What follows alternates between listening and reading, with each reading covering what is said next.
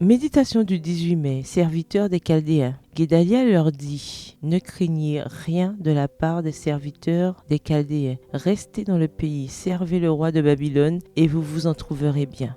2 Rois 25, le verset 24. Le deuxième livre des rois se termine avec le peuple de Juda transporté dans des pays étrangers et humilié comme esclaves en raison de son opposition à la volonté de Dieu. Babylone a assiégé Jérusalem. Les plus éminents, les plus forts et les plus capables ont été emmenés en captivité, y compris le roi, ne laissant que les plus pauvres et les plus faibles du pays. La famine était si intense que les mères mangeaient leurs propres enfants et que la peau de ceux qui souffraient devenait noire et desséchée. Voir Lamentation 2, les versets 19 à 20, Lamentation 4, les versets 8 à 10 et Lamentation 5, le verset 10. Le Seigneur avait mis en garde contre les conséquences de la transgression. Voir Lévitique 26, le verset 29, Deutéronome 28, les versets 53 à 57. Le prophète Jérémie avait tenté en vain de convaincre la ville de se rendre aux Babyloniens, mais ceux-ci l'ont accusé de trahison. Voir Jérémie 37, les versets 13 à 14. Nebuchadnezzar nomma un juif pour régner sur ceux qui restèrent à Jérusalem. Guédalia qui suggéra les paroles du texte d'aujourd'hui. Les fidèles transportés à Babylone furent autorisés à vivre ensemble, à travailler, et certains, comme Daniel et ses compagnons, firent partie du gouvernement. Combien Dieu est miséricordieux et combien ses promesses sont fidèles. Le peuple choisi par le Seigneur se révéla être indigne de confiance, égoïste, calculateur et vil. Mais parmi les enfants d'Israël, il y avait de dignes citoyens chrétiens, aussi fidèles aux principes que l'acier, et Dieu était grandement satisfait d'eux.